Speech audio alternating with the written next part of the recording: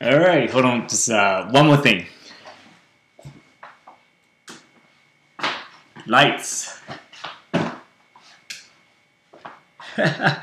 So I knew I forgot about something. Hey everyone, so welcome to another YouTube live stream episode here at Fishing with Rod. The last time we did this was at Salmon Lake, and that was back in early May if I remember correctly, and it was really cold, and it wasn't very pleasant. So we're just getting warmed up here. I'm just gonna spend a couple minutes going through what's going on over here. If you guys can type in where you're watching this from, that would be great. I'm just kind of waiting for people to tune in. It's about 40 people watching right now. I want to ramp that up a little bit. Just wait for a few minutes for people to come in, and I'm reading the live chat on the iPad over here. It's easier for me, and yeah. So just type it out, and I'll wait for a few minutes. So what we're going to do today, of course, we're going to be giving away the Moby Net, which was supposed to be happening last week, but never happened because the internet connection where we're staying was just too slow, and we couldn't do it, and we went fishing instead. Sorry about that. So we're going to be doing that. And actually, I'm going to put this on the table instead of putting it down. Don't want to make too many scratches. Can you guys hear me pretty well? I'm actually using a using the microphone on the laptop, so the audio might not be as good as previous live streams. So yeah, so just let's see. It's Vancouver Island, watching from Ontario. Whoa, it's pretty late. It's 11 o'clock over there. Coquitlam, Abbotsford, White Rock, Maple Ridge, Oregon. And oh yeah, so speaking of Oregon, so in case you're wondering where my other co-host is, Kitty's actually spending a week and a half with her husband down in Oregon and California. She thinks she's down in California now, enjoying her holiday and leaving me behind doing this live stream by myself, so it's not as entertaining. So, anyways. Alright, loud and clear, that's good. Good thing I'm not talking to myself over here. Oh, hello from Denmark. It is 5 o'clock in the morning Denmark. Now that's dedication. Yeah. So now we're up to 67 people watching. That's good. Keep going up. Just people coming from, I guess they're coming from the Instagram feed and also from my Facebook page. By the way, the Facebook page reached 20,000 followers 2 days ago. So very happy about that. Thank you all for the support. And our YouTube channel is up to just over 40,000. No, it's 41,000 subscribers now. So yeah. So before we get into giving this net away, I just kind of want to sum up what has been happening since the last live stream. The last one we did was back in, like I say, back in early May at Salmon Lake, and it was cold, and that particular trip didn't go as well as planned, mostly because of the weather. The weather was pretty bad, and we were just freezing, and I was kind of disappointed because the fishing could have been really good. So I was really excited about that, but it didn't pan out because the weather was just too cold. But then 2 weeks later, we went up to the fishing highway, up to Highway 24, and we did another episode, and which turned out to be one of our favorite. I'm going to say one of our best because everyone has their preferences. One of my favorite episodes, the first step on the fishing highway, where we caught lots of nice fish. Lost my fishing rod because the rod got pulled into the water. By the way, that wasn't staged. And watching back in that video, I was like, why did I put my rod that way? Because I never put my rod like that. But I was so focused on trying to capture the fish that Kitty had on. That was actually the biggest fish of the trip. I totally forgot my other rod. So then the rod just kind of shot out, and I almost caught it. Good effort, but went in the water, watched it sinking all the way down to the bottom. Then someone else caught it, because what happened was the line. Good thing the line was floating. It's a floating fly line, and it had an indicator on. And good thing the fish stayed on the line, so it was jumping around. And someone saw that and went over there and scooped up the, I guess, hooked up the line and brought it up and got the rod back. So it was really, really lucky, because that particular setup was really expensive. It was a Julimus Pro 4X fishing rod and a Islander LX 3.4 reel. So together that retail value was over, I don't know, like close to $1,000. So I was pretty happy to get it back. Yeah. Anyways, so the fishing highway trip went pretty well, and then we came back. We did another episode up at the Upper Pitt River. For this episode, we timed the filming to coincide with how the fishing might be, and we thought that the fishing, could have been, for the fishing highway, worked out really well. Our timing was great. Fish were really biting. It was fabulous. For the Upper Pitt River, we were just a little too early, even though, the fish were a little late. We got into fish, but nothing huge. And as soon as we left, we got emails a week later from the lodge saying, the fishing picked up, they're catching really nice bull trout and all that. But that's just the way it is. You can't win every time. So, the Pitt River, that was the end of June. Going to July, we tried carp fishing. That was alright. The problem with that particular trip, we wanted to do an episode of carp, but it was too weedy and there was too many people swimming and boating at Elk Lake that day. So that didn't work out too well. But we went halibut fishing the following day at Pitter Bay, and that went really well. And I still got to edit that video, and that has to come out. It will come out pretty soon, I promise. Coming back from Pitter Bay, we took a bit of a break, went up to Kaika Sound, fished with Murphy Sport Fishing back in mid-July, and that was really, really good. The fishing could not have been any better. Halibut fishing was great. The challenge with halibut fishing was you can keep one a day, 2 per session, so one on the first day, one on the following day, but one fish can't be over a certain, or one fish has to be smaller than 80 something centimeters. So our challenge on the second day was we had to, we're trying to catch a fish that's small enough to keep. And we kept bringing up big fish. And so I hooked one, brought it up, it was too big, released it. Hooked another one, Kitty brought it up, too big, released it. So it's a good problem, I guess. But in the end, we did get our fish. So Kaika Sound. So halibut, lingcod fishing was great. The lingcod fishing was, so the problem with lingcod fishing was it was too fast. So, sometimes if the fishing's too slow, it takes too long to film. But for lingcod, it took 15, no exaggeration, roughly around 15-20 minutes to get our limit of lingcod. And I was like, well, okay, that was it. Now, how are we going to finish the filming and stuff? So, okay, anyways, so, let me, there you go, let me deal with this chat a little bit. Oh yeah, so salmon fishing. Salmon fishing was good too. Salmon fishing was excellent. Once we got a lingcod halibut, salmon fishing was really good both inshore and offshore.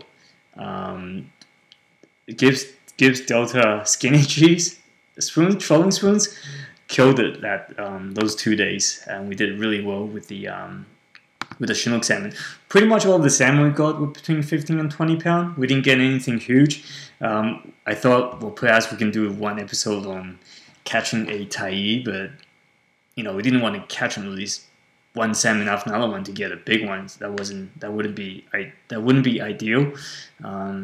So we kind of just we hooked lots of fish. But anyway, so you have to wait for that. Kaika Sound episodes will be coming out in September. So then we did came back. We did a few things around here. Nothing too special. The problem with this series, and we'll get into that in a little bit later on, is that the fishing has been pretty slow down here in the lower mainland. We're lacking fishing opportunities in this area, so there hasn't been too much stuff to film in this area. And we'll come back and talk about that in a little bit. So going to last week, early August, we did a trip to the Kootenay Rockies. If you've been following our Instagram and Facebook page, you would have seen that we've done we did pretty well. We did some really good dry fly fishing for West Slope cutthroat trout in the area for 3 days, and couldn't be more happy about that. That was great. So anyways, so someone's asking about Moby Net. So we haven't done the giveaway yet. I'm gonna be doing that pretty soon, so stay there. I'm trying to keep you over here so you can keep watching it and don't go away from the live chat. I don't think this live stream is going to be as long as the other ones. Who knows? Just because I don't have Kitty here, it's kind of like going back and forth with me. It's pretty hard to entertain everyone by myself. So yeah, so that pretty much sums up the summer. We have a couple more trips planned out for for the remaining August, and going to September we have one trip planned out on the island. But other than that, nothing too much to talk about. So yeah, time really flies. Anyways, I caught this. Okay, so I think, what are we at now? 12 minutes. I'll do the drawing a few minutes from now. Yeah. Oh, I see Cliff. So in the chat, Cliff is logged in, watching right now. So Cliff actually was kind enough to guide us, took us around a little bit, fishing while we were fishing on the in the Kootenay Rockies. So we fished a little bit on our own, and we met up with him and kind of followed him around for a little bit as well, and caught fish. And his local expertise was great. Not only at the fishing spots, but he picked the right flies and everything, so that was great. That was a lot of fun. We got to do that again, Cliff. So, what happened to Kitty? So, as mentioned earlier, she is on holiday. She's down in the States, enjoying herself for a week and a half. Just traveling around, maybe a bit of fishing, who knows. So, I should do catch and cooks. I totally agree. So watching all these videos, I noticed that catch and cook videos has become pretty popular. We've tried it a little bit early this year, early this season, but that didn't work out. But we're gonna try it again. Who knows? Try to do catch and cook. Oh yeah. So speaking of that, so Carl and Alex from the UK, they've been here before. They've done one collaboration with me back in 2014. Yeah, 2014. So they're coming back in September, in roughly around 3 weeks from now. I better get ready for that. And we're gonna be doing some lake fishing, doing some sturgeon fishing, some salmon, some ocean, trying to mix everything up within those 10 days while they're here. And they did suggest that we should do some catch and cook videos as well. So who knows? Maybe we'll do that. Okay, so someone asked, how did I get started on broadcasting with Kitty? So she's a very good friend of ours, very good family friend. I met her through her husband, Dan, who I've known since he was 15. Just from, he followed the website, he uses the discussion forum on the website, and just from, we met about 3-4 years ago. Went fishing once because someone else canceled, and she came along with Dan, and from there she just got involved with the videos, and that worked out really well. Yeah. Going back up a little bit, looking at the chat. Let's talk about the net. So this net is made by Moby Net. It's actually huge because I think I posted a photo of it. But to give you an idea how big this is actually really big. So coming back here a little bit, I am 5'5", and this net is big enough to fit a steelhead in there for sure. Well, depends on how big the steelhead is. Some people might agree. This is the Kamloops trophy. There you go. It's beautifully made with the rubber mesh. I've chosen the rubber mesh just because I really like it.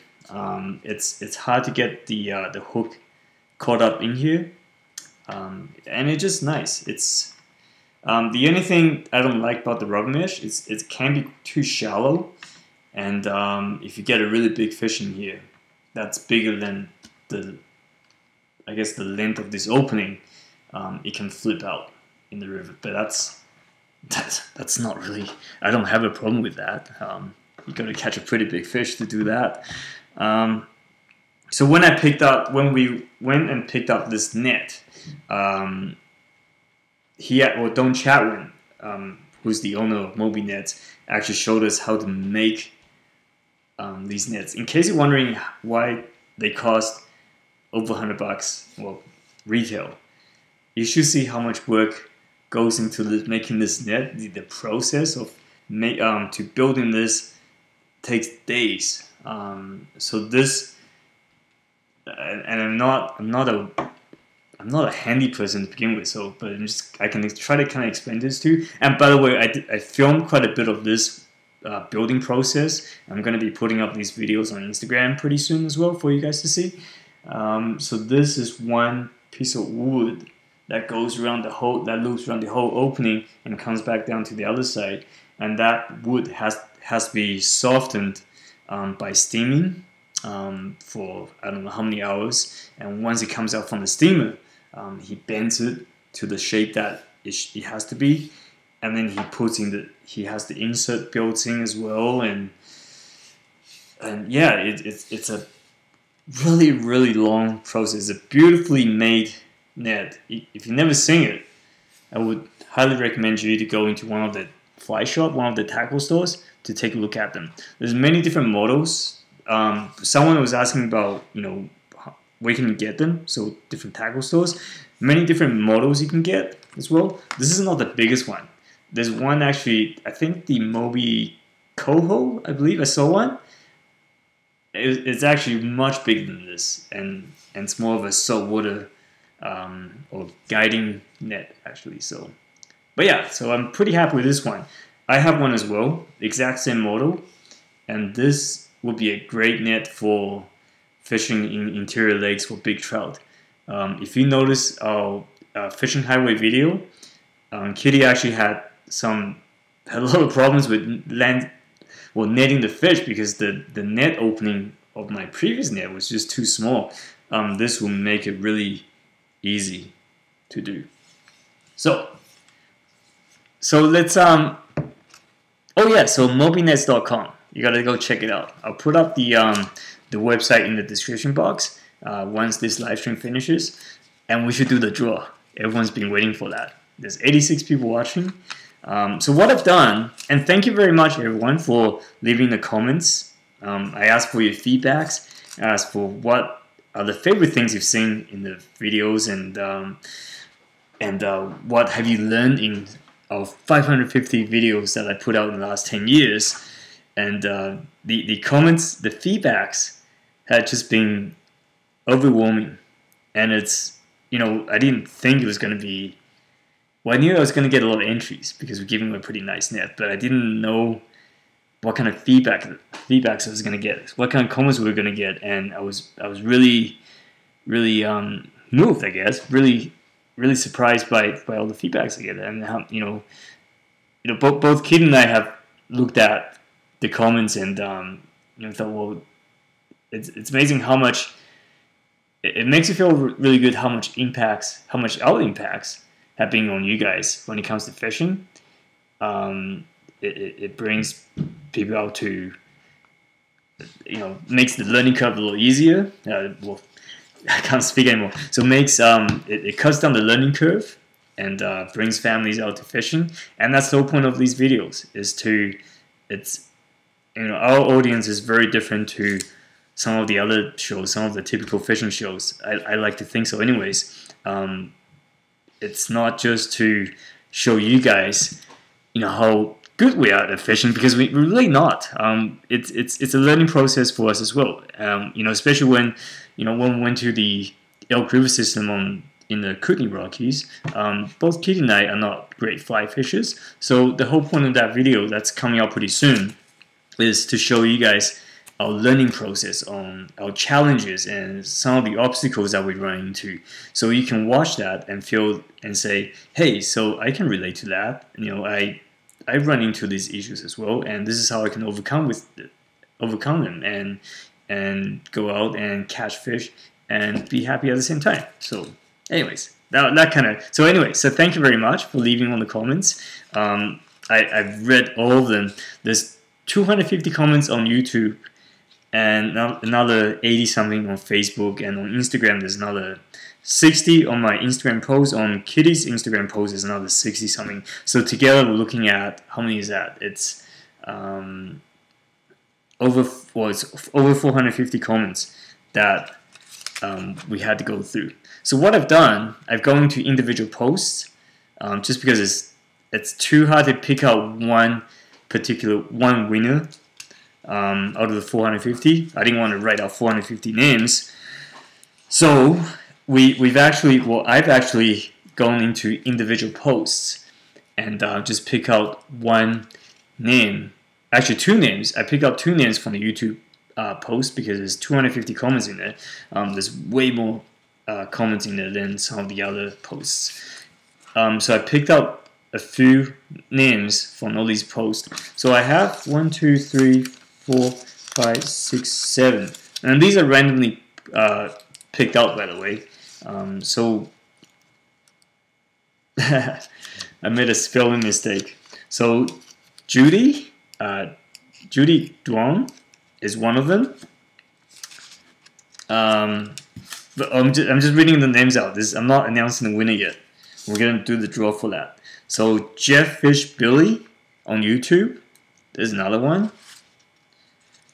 Charlotte Wright. This is a comment made on my Instagram post, I believe. And Deanna King. And this is made on Kitty's Instagram post. This one's hard to pronounce. Isvan.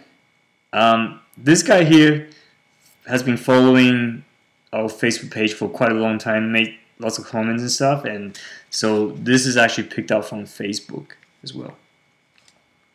Russ Winstanley. I think this one is from Facebook as well. Oh, this one right here is from YouTube. So no name, but Snowboarder 450.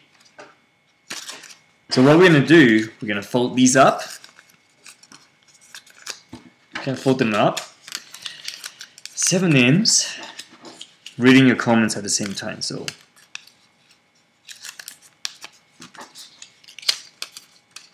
84 people watching. We should have more than that. So fold the names up. I'm going to put them in my Gibbs Elder hat. I'm going to draw a name from there. So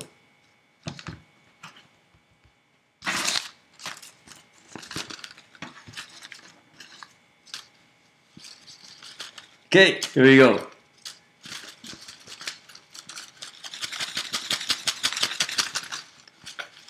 Should I close my eyes? I don't know. Here. Oh! So, Snowboarder 450 is the winner of the net. Is he watching? This guy made the comment on YouTube. From reading the comments, I think he's actually from Vancouver Island. So congratulations, and we'll be in touch. And thanks everyone again for entering. I really appreciate the support, and I can't say that enough. And whenever we do a contest like this, I get the feedbacks, and that's when we get reminded how much the work is being appreciated. So yeah. Okay, so what we're going to do is we will open up the rest of the live stream. We have 25 minutes, so we're going to do it for however long. This is just a very casual live stream today. We'll open up for Q&A. So if you guys have any questions, you can start posting them up, and we'll do some Q&A. I should do more fly fishing videos. Yes. So the Kootenai Rockies video, the dry fly fishing video, is going to come out on August 24th. I think I got that scheduled. It's being edited right now, and it's going to be a pretty good one. We're changing the format of this particular video a little bit to see if everyone will like it or not. It looks pretty good so far. So, any plans on doing an episode of Nucat Sound? I have been invited to go to Nucat Sound for quite a while now. The problem is the season is only so long, and there's only so many places to go to. Most of the trips are planned out half a year to a year in advance.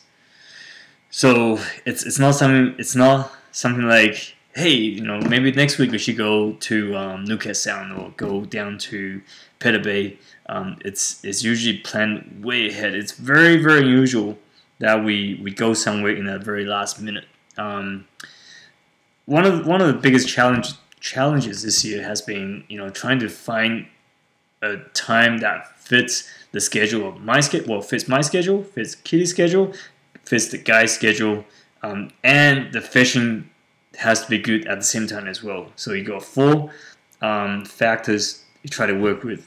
It can be pretty hard. Do another helicopter fishing trip. Well, hopefully these helicopter trips are pretty expensive, so it's but maybe next year. So Guggen Squad, yes. So I have emailed them for collaboration. Haven't heard back yet, but anyways, we'll keep trying. If you send a fan mail to our PO box, yes, I'll open them in the video. Yeah. What made me want to start making fishing videos? Okay, so I've started this YouTube channel back in 2006 when YouTube first came out. I have one of the first few accounts on YouTube. Someone else sent me a link, to check out YouTube. It was like, well, what is this? People posting videos up, and what's going on here? It's a really strange concept. 2006 is quite a long time ago. It's about 10 years ago, and I've had my website for about 5 years at a time, and that doesn't seem very long, but a lot happened during those 5 years. We had the discussion forum. It was getting pretty repetitive with the discussion forum. So of course something new like YouTube came along, and that changed pretty much everything when it comes to how content is being presented to everyone. Why did I start making videos? This is my way. This is my way of making a living. Having a website, starting in 2001, and it only made sense for us to keep evolving and moving to new ways of publishing content. And I enjoy it. It wasn't until 2010, 2011 when I really got into this videography seriously, investing quite a bit of money on good camera gear, and that was the best investment. I can tell you that. Back, bought lots of new DSLR and audio equipment back in 2011, and that pretty much changed everything on fishing with rod. So, what's a good budget spinning reel? The Shimano. Well, because I'm a Shimano guy, I'm a little biased. So depending on what you want to fish for, the Shimano Sahara Shimano Sahara, it's usually one that I recommend just because for what you're spending on it, the value is awesome. It's such an awesome reel, and you know I have my Shimano Stradics, my Shimano Sustain, but I have 3 Shimano Saharas, and because it's such a good backup reel for me, and it's very durable as well. You just keep using it, and it's great. So the 1000 size is great for trout. 2500 size is great, or 2500 or 3000 is great for salmon and steelhead. I would go with the Sahara. The new Nasky reel is pretty good as well. I have 2 of them, and they're pretty good as well. I've only used them for a few times, so I can't really give you too much feedbacks on it. Yeah. What is my go-to rod and reel setup? It depends on what I'm fishing for. So if you're talking about spinning, that's an interesting question. Let's start with for salmon fishing, for float fishing with a bait casting setup, my favorite reel right now is a Shimano Curado, and I'm looking over there because I got all my reels on the side. So, and the rod is the G Loomis IMX. Yeah, the G Loomis IMX, rated between 6 and 10 pound.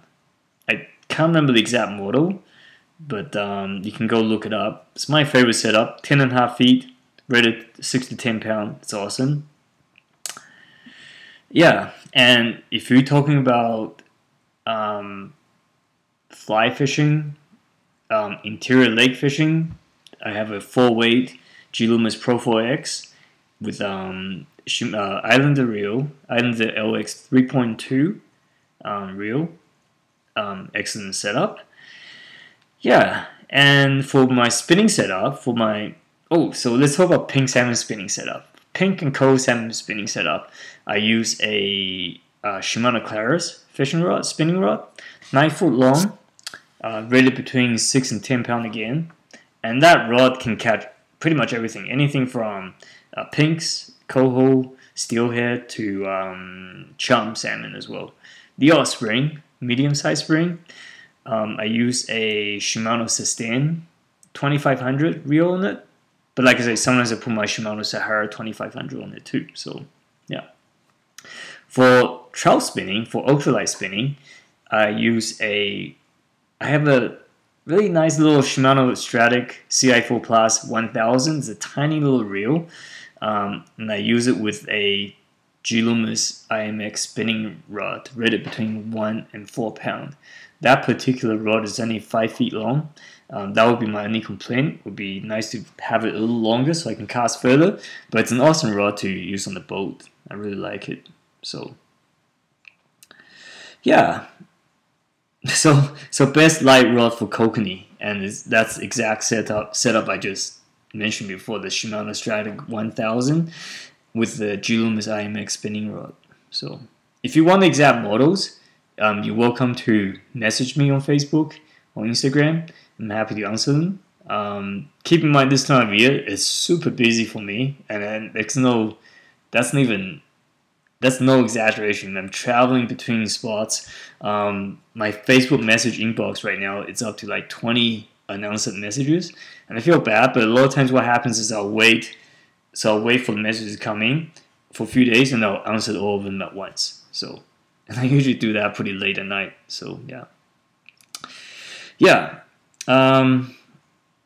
Have I tried drop shotting for interior lakes, interior trout? No, not yet. And you know what? Something that I have been thinking about, so maybe there will be a video coming out for that as well. My favorite fishing line to use on a spinning reel. In the last few years, I've been using Power Pro braided line. I've never used braided line until 2014, and once I started using it, I really enjoy using it. So for my salmon reel, my Shimano Sustain 2500, I put 15, is it 15 or 20 pound? I think it's 15 pound Power Pro braided green line on it. So that's the main line. and at the end of the line, I use Seaguar fluorocarbon, usually 10 or 12 pound on it at the end. And I put roughly around, anywhere from 5 to 10 feet of it at the end. You don't want to tie your lure directly to the braided line, just because the fish can see the braided line. So it does make a difference. Some people tie the lure directly to the braided, thinking it doesn't make a difference, but I think it does anyways. So okay, so let's talk a little bit. I'm gonna spend a little bit of time talking about the salmon return situation in the lower mainland, because someone's asking about what's happening with the pinks at Furry Creek. The fish have been late. Fishing has picked up a little bit, but it's not that strong. We're looking at a pretty weak return so far in Howe Sound, and how the Fraser River pink salmon fishery is going to be, it's really hard to say until they start coming back. I think we'll still get some really good fishing in. Even if you get, let's say, a few million fish coming back as opposed to 10 million, 15 million fish, that's still a lot of fish coming back. And I think people will still find pretty good days on the Fraser for pink salmon once it opens, because salmon fishing is actually closed on the Fraser right now. In case you don't know it, there's no fishing on the Fraser River right now, which means you can't even go down and catch and release salmon right now. The reason being that our sockeye return has been pathetic this year. It's been super low. Chinook salmon return has been low as well, which is really unfortunate. So pretty much all sport fish, well, actually not pretty much, all recreational fishing for salmon is closed right now. There's no commercial fishing. There's some First Nations openings for Chinook salmon, and that's the only thing that's happening right now.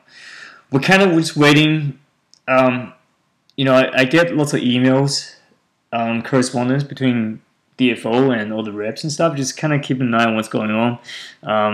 Really hoping for an opening for salmon as we approach the end of August. We're kind of just waiting for the sockeye run to finish. That's the vulnerable runs. Before they open up for pink salmon.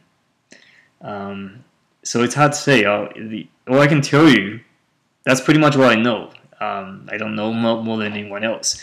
What I can tell you is that you can keep an eye on the Facebook page, check the Instagram post, check the website, because as soon as the openings are announced, the fishery notices will go up on the website, onto the Facebook page as well.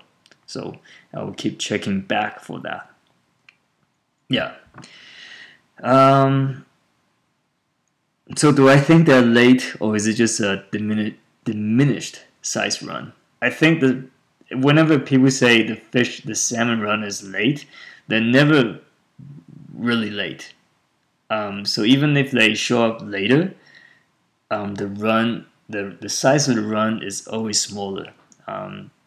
People always like to be optimistic, but I just think we're looking at a much smaller run this year. And that's just the way it is. Some years, we have openings. Some years we don't. Just if the runs are small, we gotta conserve. And whenever we get a down year like this year, people think the salmon run just keep going down and down and down. But we tend to forget that the salmon life cycle is anywhere from 2 to 6 years. It's very, very short in comparison to, let's say, a rockfish or halibut. Rockfish lives up to 100 years. They don't reach reproductive maturity until about 10 years old. So it takes a long time for rockfish to recover, for the rockfish population to recover, because the recruitment rate is so slow. Whereas salmon, the life cycle is anywhere from 2 years to 4 years to 6 years. They come back. You can have a really bad year, bad run coming back. But the following cycle from this run can be excellent if everything works out right. It all comes down to ocean conditions, productivity in the ocean, predation, But of course, I'm not saying. I mean, human has a huge influence on these fish as well. Not just overfishing. There's so many different factors that goes into it. You know, there's overfishing. There's pollution. You know, when the fish are going out to the ocean, they have to pass through the Fraser River estuary area. You know, and that's where we dump our treated sewage into the river, right? And that they have to swim through all that, you know, sewage effluents. They have to swim through, you know, any runoff, any, you know, you have gasoline runs off into the Fraser River and stuff. You know, it's the most critical stage of a salmon life cycle. You know, when the juveniles has they're down migrating into the ocean through the estuaries. You know, that's when they're going through they're becoming smolts, and they're changing from freshwater to saltwater. And that process, it's very hard on the fish. And so by adding any additional pressure on those fish, like pollution, like anything else, it just makes the life a lot harder for the fish. So it's not just overfishing. People tend to think, you know, the three user groups for the Fraser River salmon fisheries. You know, we have the recreational fishing, we have First Nation communal harvest, we have commercial fishing. You know, every single group likes to think, well, they're doing worse than us. They have a bigger negative impact on these fish than us. Therefore, we should do it.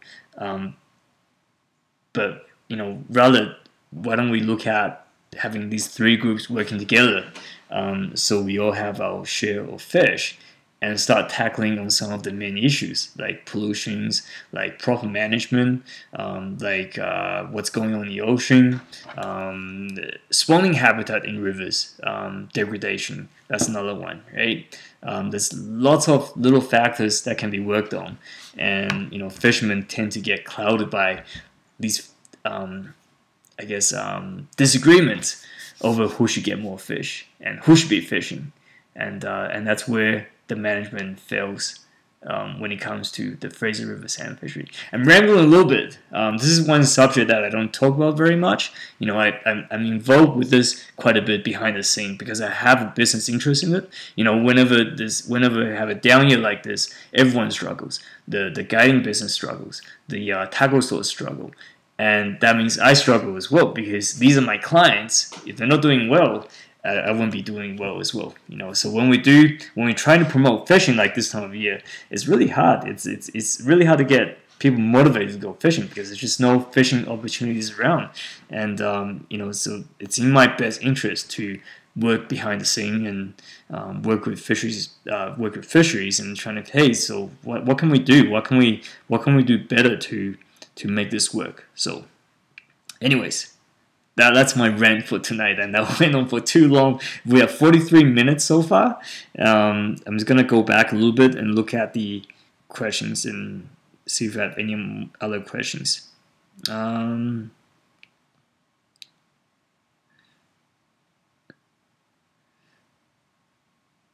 Ooh, do I want to borrow your Jordan? Hey Jordan, I know you look great on that pink dress that Jordan Klassen had his bachelor party a week and a half ago, Stack, and he was wearing a pink dress sturgeon fishing. I saw it on Facebook, and now he wants to lend that pink dress to me to do in the next live stream. I don't think I'll wear it.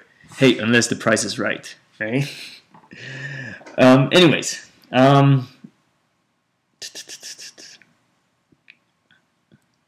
rolling disease. It's found in some streams, but it's not very common in BC yet, fortunately. Where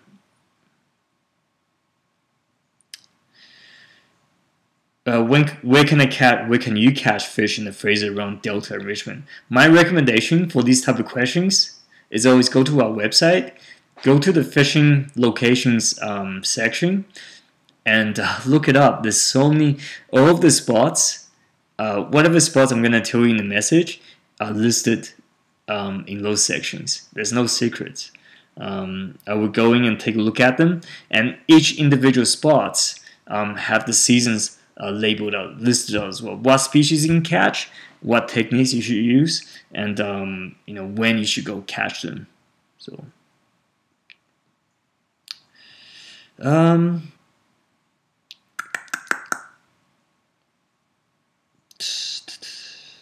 Alright, I'm slowing down a little bit because I don't have my co-host reading the questions for me over here.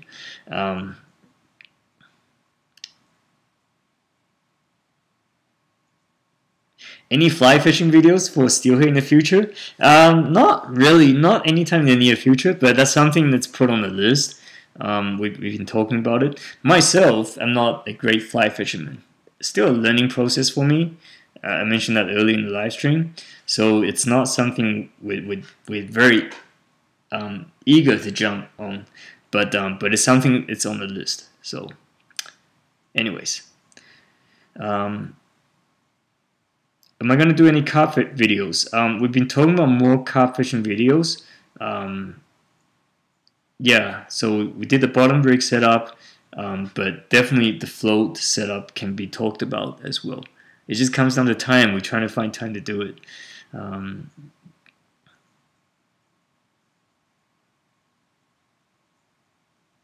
Okay. I'm slowing down a little bit. So when is a good time to start beach fishing for full coho near Vancouver? The coho fishing, the beach fishing coho depends on what you're talking about. If you're talking about fishing like in saltwater beach, Ambleside in West Vancouver and stuff, it should be pretty good right now. Now is the time to be doing it. If you're talking about fishing in the Fraser, beach fishing for coho salmon in the actual tidal Fraser, October is the month to be doing it when it opens.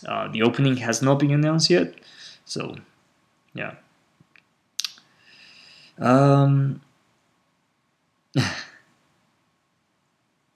What else? Not gonna talk too much about fish farms. Anything that's too political. I have my own views when it comes to fish farms.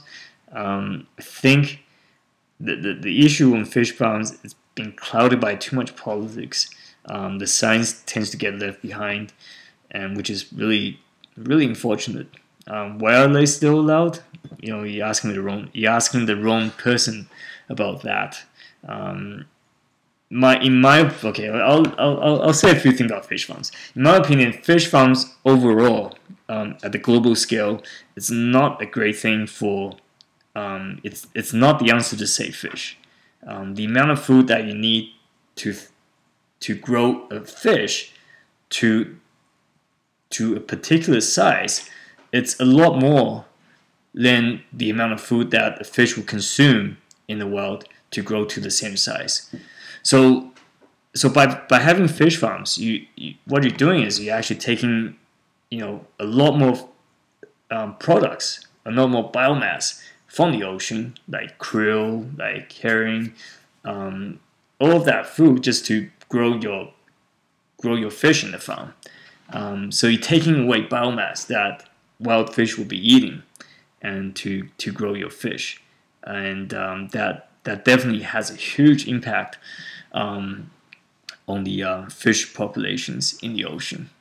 And that impact, the results of that impact have not been seen yet. I think this is something it's gonna be a long-term impact. You'll be seeing down the road, and our ocean just not doing well. It's I think when it comes down to it, there's two demand. Our human population is growing so fast. Demand is huge, and the amount of fish in the wild is simply not sustainable for that demand. Yeah, that's what I'm going to say about fish farms. My biggest pike, northern pike, is about this big. It's about 6 pounds. Nothing huge. I'd like to do more pike fishing in the future, though. Whether it's in northern BC or in Europe, whenever the opportunities will come up. So,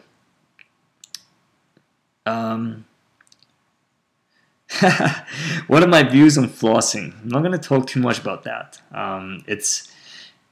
Should it be banned? So flossing in the Fraser River when it opens the sockeye salmon, I don't actually have a problem with people doing it. Personally, I wouldn't do it. Not so much because of it's ethically incorrect, because I don't want to waste my time going out there to harvest 2 sockeye salmon, because there are better things to do in the summertime. People tend to think when the Fraser River is closed, there's really no other fishing opportunities around. But there are. You just got to look beyond the lower mainland. You can go fly fishing the Skagit. You can go travel into the interior lakes, and you can travel further away, like what we did to the Kootenay Rockies for better fly fishing. You can go to the island, do some fishing for salmon. That to me is way more exciting than trying to fish shoulder to shoulder with lots of other people during the sockeye season. So yeah, I'm not gonna get too much into the flossing issue. It should be, in my opinion, it can be managed a lot better than it has been right now. So I will just leave it at that. Never caught a walleye before. So someone's asked me what's my biggest walleye. Never caught one. I'd like to. On the way back from the Kootenays, we thought about stopping in the Columbia River and try some walleye fishing, but we just didn't have time to do that. So am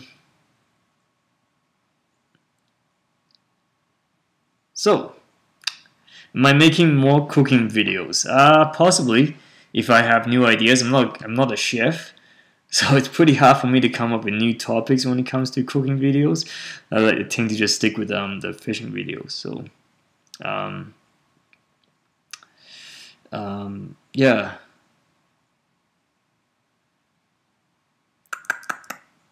Someone keeps asking about float fishing with bait. You know what? It's too hard for me to scroll up and to read them again. Ask me on Facebook, and I'll answer them. Can you eat rainbow trout? Of course you can. It's not my favorite fish to eat.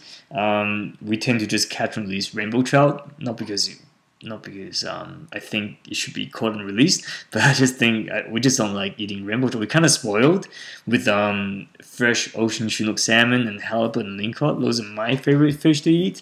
So we tend to just release trout. So yeah.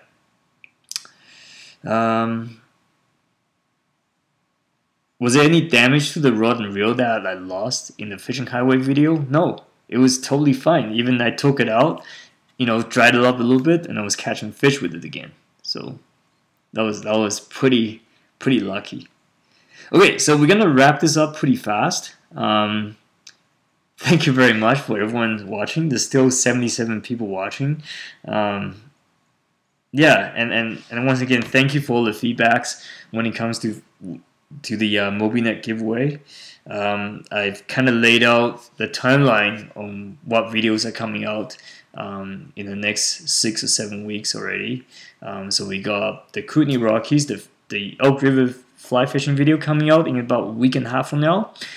We got the Kaika Sound feature. It's gonna be a 3-part feature in September that's gonna come out. And there's a whole bunch of tutorials going to be coming out as well. I'm working with Pacific Angler with a whole bunch of tutorials that on topics that I can't cover, but they're the experts, and so they'll be covering that. And I'm starting a new series called My Fishing Essentials, which was supposed to come out a couple months ago, but it's being delayed a little bit. Both Kitty and I have filmed about 10 episodes for that series, so we're gonna slowly release those episodes coming up in the next 2 or 3 months. So looking forward to that. And yeah, and October videos haven't been planned out yet, but we got some pretty fun ideas that I can't share with you yet. So anyways, yeah, so that's pretty much it. Oh